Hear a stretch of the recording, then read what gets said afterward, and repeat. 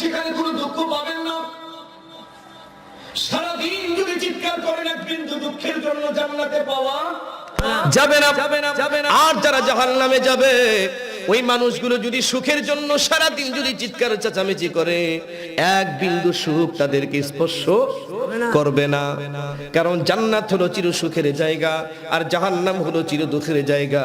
ওয়ালাকুম ফিহা মা তাশতাহি আনফুসুকুম ওয়ালাকুম ফিহা মা তাদউন নুজুলাম মিন গফুরির রহিম। আল্লাহু আকবার বলেন, আরো জোরে বলেন আল্লাহু আকবার।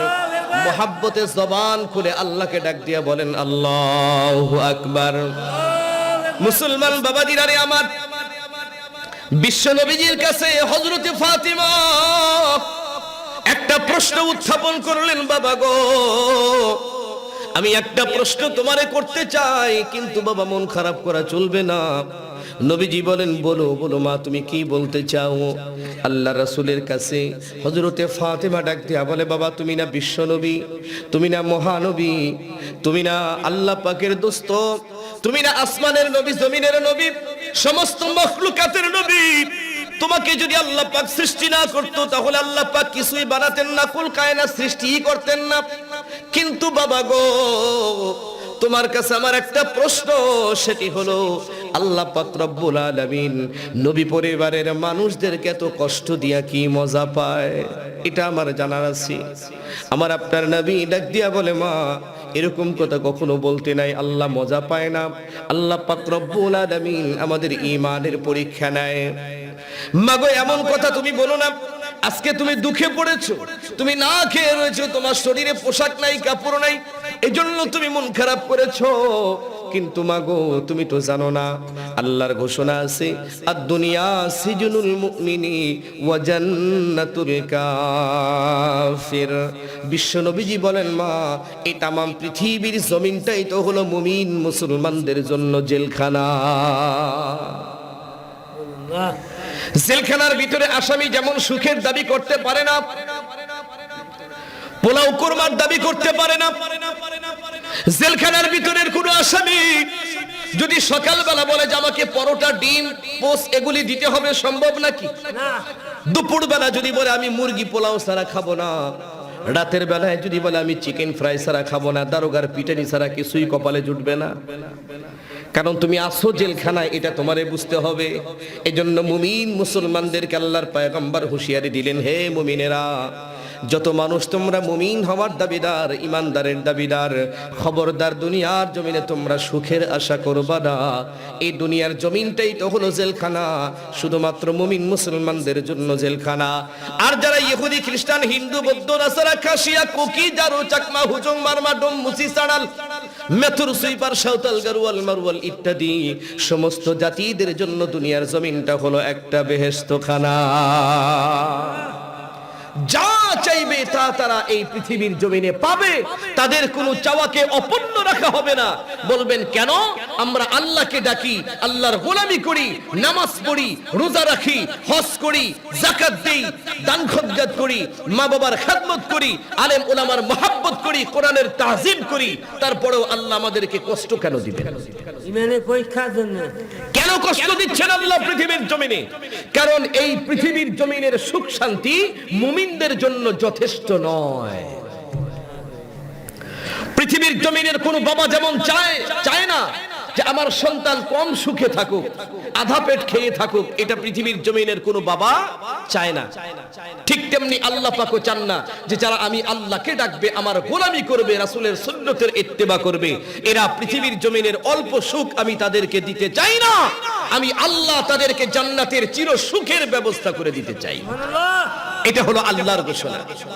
হযরতে মূসা পয়গম্বর তুর পাহাড়ে যাচ্ছেন আল্লাহ পাকের সঙ্গে কথা বলার জন্য। খেয়াল করেন, প্রতিমধ্যে একজন মানুষ ডাক দিয়া বলছে, নবীজি আপনি তুর পাহাড়ে যাইতেছেন নাকি? বলে হ্যাঁ যাইতেছি। আল্লাহর কাছে একটু বলবেন আল্লাহ পাক যেন আমারে সুখ দান করে, আমি দুনিয়ার জমিনে বড় কষ্ট আছে, আল্লাহ পাক যেন আমারে সুখী বানায়া দেয়। হযরতে মুসা পয়গম্বর তুর পাহাড়ে যাওয়ার পরে আল্লাহর সাথে কথাবার্তা বলে যখন এই প্রস্তাব রাখছে, আমার আল্লাহ ডাক দিয়া বলে, মুসা যাও, আমি আমার ওই বান্দাকে সুখ দান করে দিলাম। হযরতে মুসা পয়গম্বর চিন্তা করলেন, রব্বুল আলামিন যখন এই বান্দাকে সুখ দান করেছে, তখন এই খবরটা তার কাছে তো পৌঁছে দিতে হবে আমার। হযরতে মুসা পয়গম্বর সেই মহল্লার ভিতরে যাইয়া লক্ষ্য করে দেখে তার বাড়ির সামনে হাজার হাজার মানুষের সমাগম। কি ব্যাপার, কি হয়েছে এখানে, এত মানুষ কেন, কি হলো? যাওয়ার পরে দেখে যে লোকটার জন্য সুখের দোয়া করছে, সুখের দাবি করছে, ওই মানুষটা মইরা জমিনের বুকে পড়ে আছে, মরে গেছে। হযরতে মুসা পয়গম্বর চিন্তা করলেন, আল্লাহ বলল তারে সুখ দান করছে, এখন দেখি মইরা গেছে, এটা কেমন সুখ, কি সুখ দিলেন? মুসা কালিমুল্লাহ তখন আবার তুর পাহাড়ে চলে গেছে। যাওয়ার পরে আল্লাহকে ডাক দিয়া বলে, আল্লাহ আমার এক উম্মতের জন্য তোমার কাছে সুখের দোয়া করেছিলাম, সুখ চেয়েছিলাম, মাওলা তুমি কেমন সুখ দিলা যে সেই বান্দা মরে গেল, বুঝলাম না। আমার আল্লাহ ডাক দিয়া বলে, মুসা তুমি আমার একজন জলিলুল কদর নবী, আমি তোমাকে বড় মহব্বত করি। তোমার সেই জবান থেকে তুমি যখন তোমার উম্মতের জন্য দোয়া চাইছো, আমার কাছে সুখের দাবি করছো, ও মুসা দুনিয়ার জমিনের সাধারণ সুখ শান্তি দিয়ে আমি তারে ছোট করতে চাই নাই। এই জন্য পয়গম্বর মৃত্যুটাকে জান্নাতের দরজা বানায় দিয়া আমি আল্লাহ সোজা তারে জান্নাতের বাড়িতে পৌঁছে দিয়েছি। দুনিয়ার সুখ এটা তো মামুলি, দুনিয়ার কোন সুখ এর ভিতরে 16 আনা সুখ পাওয়া যায় না, দুঃখ মিশ্রিত, কথা বলেন ঠিক কিনা? একজনের কোটি কোটি টাকা আছে, 10টা বাড়ি আছে, শোয়ার বিছানা ভালো, ঘরে এসি, এয়ার কন্ডিশন, পাহারাদার আছে, নিরাপত্তা রক্ষী আছে, সব অল এভরিথিং আছে, কিন্তু লোকটা বিছানায় শুইছে, তার চোখে ঘুম নাই, ঘুমাইতে পারতেছে না। তার টাকা দিয়া বাজার ঘাট করে বাড়ির সমস্ত সদস্যরা মুরগি, গরু, খাসি, এরপরে দুধ, ডিম, পোলাও, কোরমা সব খাইতেছে, কিন্তু এই মানুষটা শুকনো 3টা রুটি করলা ভাজি দিয়ে খাওয়া ছাড়া কোনো বুদ্ধি নেই। এটার নাম সুখ? এটা সুখ হলো? তো কি হলো তোমার টাকা পয়সা দিয়া? এই জন্য দুনিয়ার সুখ এটা 16 আনা সুখ না। দুনিয়াতে কিছু সুখ যদি পাই, কিন্তু তার ভিতরে দুঃখ মিশ্রিত আছে। কিন্তু যখন আল্লাহ পাক এই মানুষগুলোকেই জান্নাতের বাড়িতে পৌঁছে দেবেন, আল্লাহু আকবার, ওই জান্নাতের জমিনে দুঃখের স্পর্শ মানুষকে স্পর্শ করতে পারবে না, শুধুমাত্র সুখ আর সুখ। ওয়ালাকুম ফিহা মা তাশতাহি আনফুসুকুম ওয়ালাকুম ফিহা মা তাদউন। মুসলমান বাবাজিরা রে আমার, আমার আপনার নবী মুহাম্মদ আরবি সাল্লাল্লাহু আলাইহি ওয়াসাল্লাম ফাতিমাকে ডাক দিয়া বলে, মা এই কথা বলো না, আল্লাহ পাক শুধুমাত্র কিছু সময়ের জন্য আমাদেরকে পরীক্ষা নিচ্ছেন। মা রব্বে কারীম আমাদেরকে বড় ভালোবাসেন, মোহাব্বত করেন। মাগো তুমি যদি দেখতে চাও তাহলে তোমার খেজুর পাতার পাটিটা উল্টাও, তুমি যে বসে আছো কোনাটা একটু উল্টিয়ে ধরো। হযরতে ফাতিমা নিজের হাতে যখন খেজুর পাতার পাটিটা উল্টাইছে, ও বন্ধু লক্ষ্য করে দেখে ছোট্ট চিকন একটা ড্রেনের মতো হয়ে গেছে, ওই জায়গার ভেতর দিয়ে গলিত চকচকে স্বর্ণগুলো প্রবাহিত হয়ে যাচ্ছে, কাঁচা স্বর্ণ। আল্লাহর রাসূল ডাক দিয়া কয়, ফাতিমা তুমি যদি মনে করো যে তুমি বড় লোক হবে, ধনী হবে, বিত্তবান হবে, সম্পদওয়ালা হবে, সুখের জীবন যাপন করবে, তাহলে এখান থেকে কাঁচা স্বর্ণ ধরে নিয়া বাজারে বিক্রি করে দাও, তাহলে অনেক টাকার মালিক হইতে পারবা, গাড়ি বাড়ি হবে, সব তোমার হয়ে যাবে, সুখের স্বাচ্ছন্দ্যের জীবন পাইবা। কিন্তু মনে রেখো, যাদের যত বেশি টাকা হয়, সম্পদ হয়, ওই মানুষগুলোর অন্তর থেকে আমার আল্লাহ পাকের মোহাব্বত চলে যায়। কথা কন? যার যত বেশি টাকা হয় তত আল্লাহকে ভুলে যায়। কিন্তু ইল্লা মাশাআল্লাহ 2-4 জন আছে যারা সম্পদের মোহে পড়ে আল্লাহকে ভুলে না। মুসলমান বাবাজিরা রে আমার, বলতেছিলাম যে আল্লাহ পাক রব্বুল আলামিন তেনার প্যারা দোস্ত, তেনার হাবিব মুহাম্মদ আরবি সাল্লাল্লাহু আলাইহি ওয়াসাল্লামকে পর্যন্ত ছাড় দেন নাই। তেনার কাছ থেকেও পরীক্ষা নিয়েছেন, না খাওয়াইয়া রাখছেন। ওই পবিত্র বদন, যেই বদনের ভেতরে মশা পর্যন্ত বসা হারাম করে দিয়েছিলেন আমার আল্লাহ, ওই পবিত্র বদন, যেই বদনের ভেতরে বসন্ত রোগ আল্লাহ হারাম করে দিয়েছিলেন, ঘা পাসরা হারাম ছিল, ওই পবিত্র শরীর, যেই শরীরের রাস্তা দিয়ে যখন চলতো সূর্যের আলো ঠেকানোর জন্য এক টুকরো মেঘ আল্লাহ পাক নিযুক্ত করে দিয়েছিলেন। অথচ সেই শরীর থেকে আল্লাহ পাক রব্বুল আলামিন তায়েফের জমিনের ভিতরে কেজি কেজি রক্ত ঝরাইয়া দিয়েছেন, ক্ষত বিক্ষত করে দেওয়া হয়েছে বিশ্ব নবীর বডিটাকে। ও মুসলমান, আমার আপনার নবীর শরীর থেকে যখন জামা খুলছেন মা আয়েশা সিদ্দিকার ঘরের ভেতরে, হযরতে আয়েশা সিদ্দিকা পয়গম্বরের শরীরের দিকে তাকায় দেখে জায়গায় জায়গায় কালো কালো দাগ, বসন্ত রোগ হলে যেমন দাগ হয়। হযরতে আয়েশা ডাক দিয়া বলে, পয়গম্বর, আপনার শরীরের ভিতরে কালো কালো দাগগুলো কিসের? ওগো নবীজি, আপনার শরীরের ভিতরে বসন্ত রোগ কবে হয়েছিল আমাকে তো কোনোদিন বললেন না। আল্লাহর পয়গম্বর বলে, আয়েশা, যারা পয়গম্বর হয় তাদের শরীরের ভেতরে কোনোদিন বসন্ত রোগ হয় না, এটা আল্লাহ হারাম করে দিয়েছেন। হযরতে আয়েশা বলেন, তাহলে পয়গম্বর আপনার শরীরের ভেতরে দাগগুলো কিসের আমি জানতে চাই, একটু বলুন না বাড়ি। আল্লাহ রাসূল বলে, না না, ওগুলো শুনতে যেও না, তোমার বড় কষ্ট হবে। হযরতে আয়েশা সিদ্দিকা বলে, না পয়গম্বর, আমি জানতে চাই কিসের কালো দাগ এগুলি।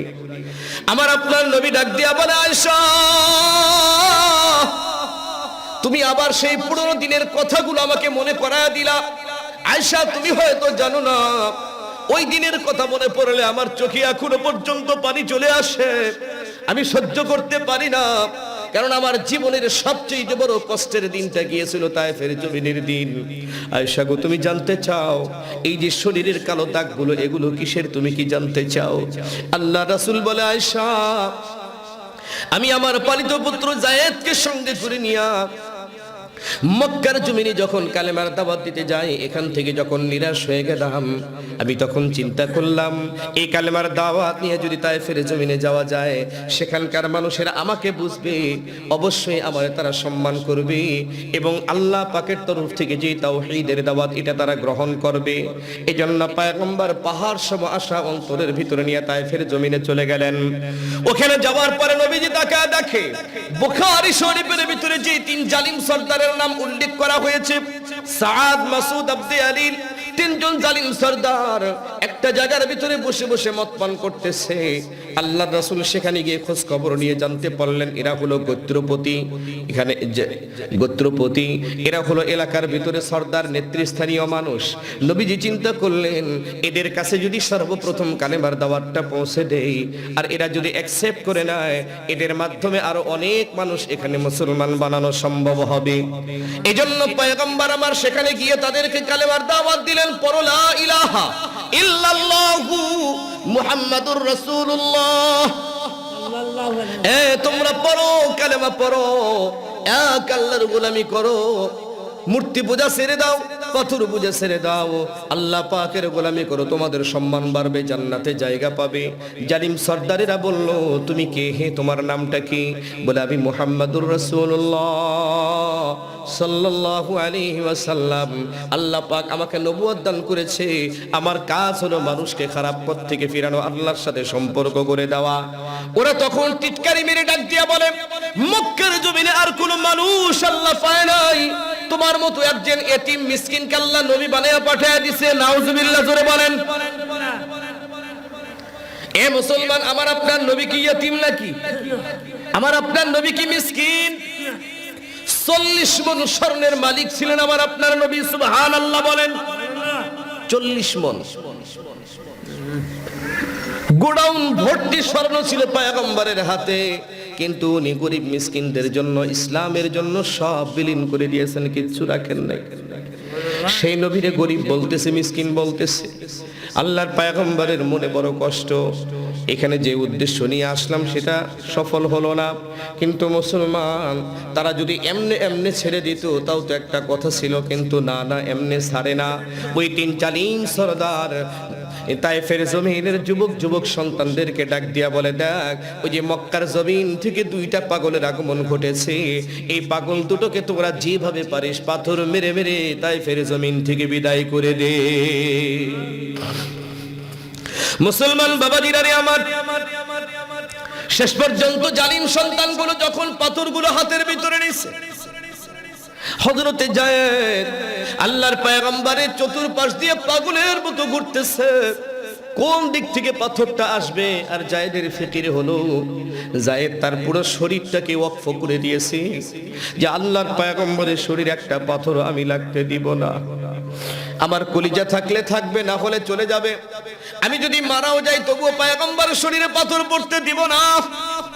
এটা হলো রাসূলের মুহাব্বত। জায়েদ তার মুহাব্বত দেখায় দিছে ওই দিন তায়েফের জমিনে। যেদিক থেকে পাথর আসে হযরতে জায়েদ সামনে দৌড়ে গিয়ে তার বুকটা পেতে ধরে। এক একটা পাথর যখন জায়েদের বুকে লাগে, রক্তগুলো তীর বেয়ে জমিনের বুকে পড়ে যায়। আর এক দিক দিয়ে আসে জায়েদ দৌড়ে গিয়ে পিঠটা ধরে, ওদিক দিয়ে পাথরগুলো জায়েদের পিঠের মধ্যে লেগে ক্ষত বিক্ষত হয়ে যায়, মাথার ভিতরে লাগে। এক সময় হযরতে জায়েদ অজ্ঞান হয়ে জমিনের বুকে পড়ে গেছে, দাঁড়াবার মতো শক্তি তার নাই। এবার সমস্ত পাথরগুলো রহমাতুল লিল আলামিনের শরীরের উপরে পড়তে শুরু করে দিয়েছে। মুসলমান বাবাজিরা রে আমার, তায়েফের জমিনের আকাশ বাতাস ভারী হয়ে গেছে। আল্লাহ পাকের আরশে আজিমের ভিতরে কম্পন শুরু হয়ে গেছে। রহমতের সমস্ত ফেরেশতাগুলি কান্দে। আল্লাহ পাকের আরশে আজিম দুলতেছে, কারণ রহমাতুল লিল আলামিনের শরীরের ভিতরে আঘাত পড়তেছে। শুধু কি তাই, এক একটা পাথর এত ধারালো, ভাঙা টুকরো টুকরো পাথরগুলো নবীজির শরীরে যখন লাগে, সেখান থেকে তীর বেগে রক্তগুলো ছিটকে জমিনের বুকে পড়ে। কিতাবের ভিতরে আসছে আল্লাহর পয়গম্বরের এই যে কানের উপরে এই জায়গাটার ভিতরে এত বড় একটা পাথর এসে লাগছে, এত বেশি ক্ষত হয়ে গেছে, সেখান থেকে রক্ত বের হইয়া পয়গম্বরের শরীরের জামাটা পর্যন্ত শরীরের সঙ্গে জয়েন্ট হয়ে গেছে। এক পর্যায়ে নবীজি জমিনের বুকে যখন পড়ে যায়, ওই সন্তানগুলো পয়গম্বরকে এসে ধাক্কা দিয়ে আবার উঠায়, দাঁড় করাইয়া দেয়। আল্লাহ রাসূল দাঁড়াইতে পারে না, বারবার জমিনে বসে পড়তেছে, ওরা আবার তাকে ধাক্কা দিয়ে দাঁড় করাইয়া দেয়। এভাবে করতে করতে শেষ পর্যন্ত নবীজিকে একটা পাথরের উপরে যখন ধাক্কা দিয়ে ফেলাইয়া দিছে, আল্লাহর পয়গম্বর পাথরের উপরে পড়ছে না, আর নড়াচড়া করার মতো কোনো শক্তি নাই। মুসলমান বাবাজিরা আমার, হযরতে জিবরিল আমিন আল্লাহর পয়গম্বরের মাথার কাছে চলে আসছে, ডাক দিয়া বলে, পয়গম্বর কেন আপনি এত কষ্ট করেন? কি চান আপনি? কি দাবি জানান আপনি? আপনি কেন কষ্ট করেন? আপনার কষ্ট তো রহমতের ফেরেশতারাও সহ্য করতে পারে না, এমনকি আমি জিবরিল আমিন সহ্য করতে পারি না। ওগো পয়গম্বর, আপনি শুধু একবারের জন্য আমাকে হুকুম দিন, আমি তায়েফের 2টা পাহাড় একত্রিত করে দেই, জালিমদেরকে নিষ্পেষিত করে দেই, ধুলির সাথে মিশায়া দেই, জাহান্নামে পাঠা দেই। আল্লাহর পয়গম্বর ডেকে বলে, জিবরাইল, আল্লাহুম্মা ইহদি কওমি ফাইন্নাহুম লা ইয়ালামুন। ওগো জিবরাইল, খবরদার এই মন্তব্য করবা না, ওরা হয়তো আমারে চিনতে পারে নাই, আজকে চিনে নাই, কালকে চিনবে, আগামীকাল চিনবে, না হলে তারপরে চিনবে। একদিন না একদিন সহিহ বুঝ যখন তাদের কাছে আসবে, এই মানুষগুলো নিশ্চয়ই তখন কালেমা পড়বে, আর যারা কালেমা পড়বে তারাই হবে আল্লাহ পাকের জান্নাতি। এজন্য জিবরাইল, আমি এই মানুষগুলোকে কখনো হত্যা করার নির্দেশ দিতে পারি না। আর এই মানুষগুলো যদি আজকে তাদের কাছ থেকে প্রতিশোধ গ্রহণ করি, এরা যদি আজকে দুনিয়ার জমিন থেকে চলে যায়, জিবরাইল তুমি তো জানো সবগুলো মানুষ তো আল্লাহর জাহান্নামে চলে যাবে। তুমি বলো জিবরাইল, আল্লাহ পাক কি আমাকে নবুয়ত দান করেছে মানুষদেরকে জাহান্নামে নেওয়ার জন্য নাকি? না। কেমন দয়া পয়গম্বরের অন্তরে! এত বড় কঠিন পরীক্ষার পরেও, শরীর থেকে রক্ত ঝরার পরেও পয়গম্বর তাদের জন্য বদদোয়া করে না। এজন্যই তো আল্লাহ পবিত্র কোরআনুল কারীমের ভিতরে ঘোষণা দিয়েছেন, মা আরসালনাকা ইল্লা রাহমাতাল লিল আলামিন। আশিক নবীর দিওয়ানা, নবীজির ভুইল না, তার মতো দরদি পাইবা না। হায় আশিক নবীর দিওয়ানা, নবীজির ভুলবা না, তার মতো দরদি পাইবা না। কথা বলেন ঠিক কিনা? এ মুসলমান, আমার নবীর মতো দরদি আর একজন মানুষকে পৃথিবীর জমিনে খুঁজে পাওয়া সম্ভব? কালেমার দাওয়াত দিতে নবী তায়েফেতে যায়, কাফেরেরা মারলো পাথর প্যারা নবীর গায়। আল্লাহু আকবার বলেন। কালেমার দাওয়াত দিতে নবী তায়েফেতে যায়, কাফেরেরা মারলো পাথর প্যারা নবীর গায়। হাতুলিয়া বলেন নবী, হাতুলিয়া বলেন নবী, আল্লাহ ওদের মাইরো না, ওদের উপর গজব দিও না। হায় আশিক নবীর দিওয়ানা, নবীজির ভুইল না, তার মতো দরদি পাইবা না। মক্কা ছেড়ে নবী যেদিন মদিনাতে যায়, জন্মভূমির মায়ায় নবী ফিরা ফিরা চায়। আল্লাহু আকবার। মক্কা ছেড়ে নবী যেদিন মদিনাতে যায়, জন্মভূমির মায়ায় নবী ফিরা ফিরা চায়। সঙ্গী ছিলেন আবু বকর, সঙ্গী ছিলেন আবু বকর, আরো ছিলেন রব্বানা। আশিক নবীর দিওয়ানা, নবীজির ভুইল না, তার মতো দরদি পাইবা না।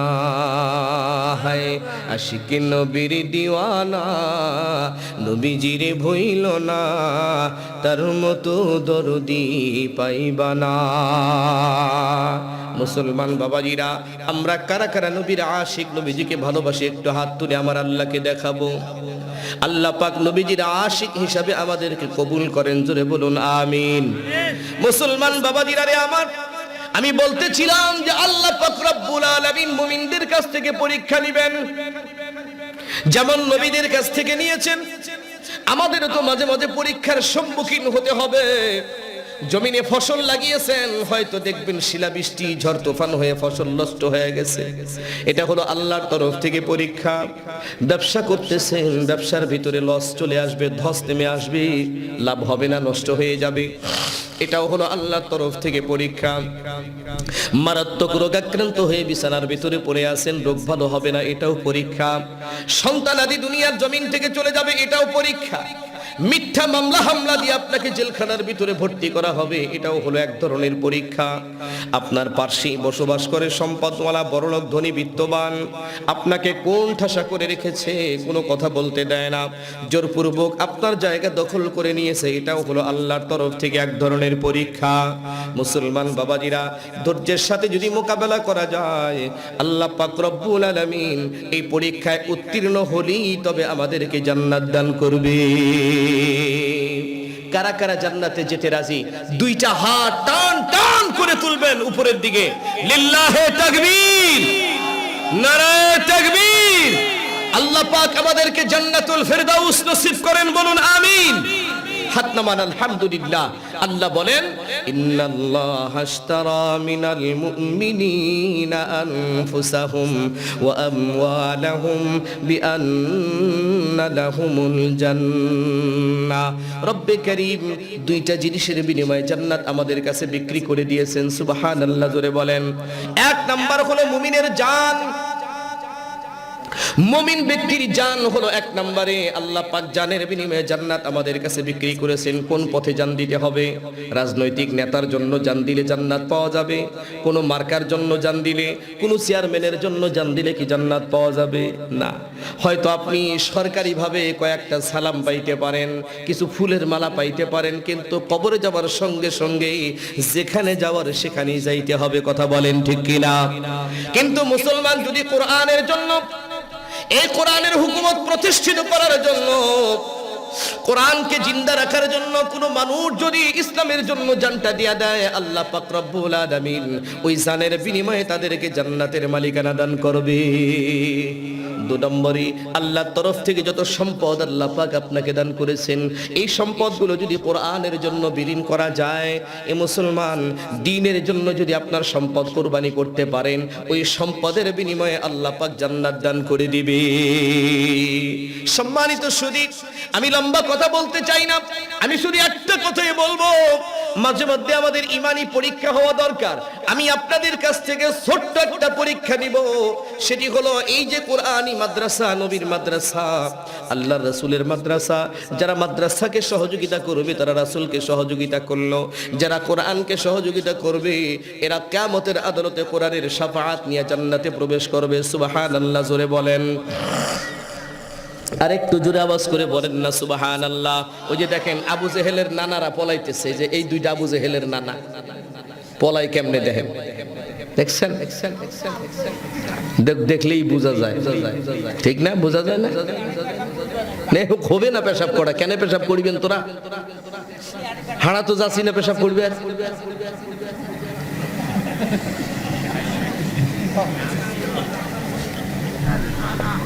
তো সম্মানিত সুধী, আমি কথা লম্বা করব না, আমার ওয়াজ শেষ, ওয়াজ আমি শেষ করে দিচ্ছি, কারণ 12টার পরে আমি ওয়াজ করি না স্বাভাবিক। তো স্টেজে উঠেইছে একটু দেরি করে, তো আলহামদুলিল্লাহ যতটুকু কথা বলার ছিল বলে ফেলেছি। কি বুঝতে কষ্ট হয়েছে আপনাদের? জান্নাত কি করলে পাওয়া যাবে বুঝতে পেরেছেন। আল্লাহ যে আমাদের কাছ থেকে পরীক্ষা নিবে, মাঝে মধ্যে কষ্ট, দুঃখ, মুসিবত, অসুস্থতা, এই ঝড় বৃষ্টি, শিলাবৃষ্টি, ঝড় তুফান, এগুলি সব হলো পরীক্ষা। এগুলোকে উপেক্ষা করা যাবে না, ধৈর্যের সাথে মোকাবেলা করতে হবে। একটু কষ্টে পড়লেন আর আল্লাহকে ভুলে গেলেন, এটা তো হবে না। একটু অসুস্থতা এসেছে, আল্লাহকে গালিগালাজ করবেন না, চলবে না। আল্লাহকে দোষারোপ করা যাবে না, অভিযোগ করা যাবে না। বলতে হবে যে আল্লাহ পাক আপনি যেভাবে রেখেছেন আলহামদুলিল্লাহ, আমি খুশি আছি, আমি ভালো আছি, এভাবে শুকর করতে হবে, তাহলেই না জান্নাত পাওয়া যাবে। তো সম্মানিত সুধী, আমি বলেছিলাম যে মালের বিনিময়ে আল্লাহ পাক জান্নাত আমাদেরকে দান করবেন। এই জন্য আমি আপনাদেরকে একটু আকুল আবেদন জানাচ্ছি, মিনতি জানাচ্ছি যে নবীজির মাদ্রাসা, আপনারা জানেন এটা 10-এর সহযোগিতায় চলে। সরকারি তেমন কোনো অনুদান এই মাদ্রাসাগুলোতে আসে না, যা আসে খুব সামান্য। এটা উঠাইতে গেলে দেখা যায় 16 আনা থেকে 12 আনাই নাই হয়ে যায়, 4 আনা এখানে আসে। কথা বলেন ঠিক কিনা? এই তো হালাত ভাই। এই জন্য আপনাদের সকলের সহযোগিতা কামনা করছি। আপনারা যে যেভাবে সহযোগিতা করতে পারেন, কেউ 1 মণ ধান দিলেন, কেউ 10 কেজি চাউল দিলেন, কেউ 500 টাকা দিলেন, 1000 টাকা দিলেন, আলহামদুলিল্লাহ যে যেভাবে পারেন। মহল্লার মানুষ যারা, এলাকার একটা ছাত্রকে আপনি বাড়িতে রেখে 2 মুঠো ভাত খাওয়ালেন, ছেলেটা আপনার বাড়ির খানাকে হাফেজে কোরআন তৈরি হলো। কিয়ামতের আদালতে হুজুর বলেছিল যে কিয়ামতের আদালতে এই হাফেজে কোরআনরা জাহান্নাম হয়ে গেছে যাদের অবধারিত, তাদেরকে নিয়ে জান্নাতে যাইতে পারবে। তার ভিতরে লজিং মাস্টারকে তো আর ছেড়ে যাবে না ইনশাআল্লাহ, তাদেরকে তো আর বাদ দিয়ে জান্নাতে যাবে না। এজন্য সম্মানিত সুধী, একটু মেহেরবানি করে আপনারা যে যেভাবে সহযোগিতা করতে পারেন, আমি দেখতে চাই যে একটা করে 1000 টাকা কয়েকজন মানুষ যদি একটু বলতেন। এখানে তো পোস্টারে তো মাশাআল্লাহ, হ্যাঁ, অতিথিবৃন্দের নামের ঠেলায় আমাদের নাম হারাইয়ে গেছে, খুঁজে পাইতেছি না, কিন্তু এই লোকগুলা কোথায়? অথচ নামগুলো যদি না দিতেন এই মাহফিলটাই হতো না। কথা বলেন ঠিক কিনা? একটা কথা আছে না, বলে হাগার চেয়ে ভেরি বেশি। বুঝলেন না? ওনারা আসবেন না এখানে, কিন্তু নাম না দিলে কত ফিতনা। তার পোস্টারের অবস্থা দেখেন, অথচ সেই অতিথিবৃন্দের কোনো খবরই নাই। কোথায় কোন ব্যস্ততা নিয়ে আছে আল্লাহ ভালো জানে। তো সম্মানিত শুধু যাই হোক, আমরা যারা এসেছি আমরা কোরআনের মুহিব্বিন, এই পরিচয় হয়ে গেছে। আল্লাহ পাক আমাদেরকে কোরআনের মুহিব্বিন হিসাবে কবুল করেছেন। কি কথা বলেন ঠিক কিনা? এই জন্য মুহাব্বত যদি কাউকে করেন তার জন্য কিছু খরচ করতে হয়। আমরা যারা কোরআনকে মুহাব্বত করি সর্বপ্রথম দেখব 1000 টাকা দেওয়ার মতো কোনো আল্লাহর বান্দা কি এই মাহফিলে আছেন? মাশাআল্লাহ, আলহামদুলিল্লাহ। ওই যে আমার এক বাবাজি, একজন মুরব্বী হাত উঠাইছে, আলহামদুলিল্লাহ। কি যেন নাম ওনার? হ্যাঁ, নামটা বলেন তো জোরে। শহীদুল হক, বাড়ি এখানেই আলহাজ না? আলহাজ শহীদুল হক সাহেব, উনি 1000 টাকা, আলহামদুলিল্লাহ বলেন, সকলেই আলহামদুলিল্লাহ বলেন। আমি তাকবীর দেব না, আমি শুধু আল্লাহর কাছে দোয়া করব যে আল্লাহ পাক যেন ওনার মনের নেক বাসনাগুলো পূর্ণ করেন। বৃদ্ধ বয়সে চলে এসেছে, এখন সবচেয়ে বড় দোয়া হলো আল্লাহ পাক ঈমান আর আমলের হেফাজত করেন। সকলেই বলুন আমিন। ওনার যত আপনজনেরা অন্ধকার কবরে চলে গেছেন, আল্লাহ পাক যেন তেনাদের কবরগুলো জান্নাত বানায় দেন। সকলে বলেন আমিন। দ্বিতীয় নম্বরে কে দিবেন? 1000 টাকা দেখতে চাই, জুড়ি মিলিয়ে কে দিবেন? একটা বান্দা হাত তুলে বলেন। নগদ যদি পকেটে থাকে মেহেরবানি করে আমার হাতে দিবেন, আর যদি না থাকে আলহামদুলিল্লাহ লেখায় দিবেন, পরবর্তীতে পরিশোধ করবেন। বলেন কে দিবেন 1000 টাকা? অনেক সামর্থ্যবান ব্যক্তি এখানে আছে, বদরগঞ্জ শহরের পাশের মানুষ, আপনারা খুব বেশি দূরের মানুষ না। এখানকার অনেক মানুষ ব্যবসায়ী আছে, ব্যবসা বাণিজ্য করে। আসেন আসেন। দ্বিতীয় নম্বরে কি ভাই?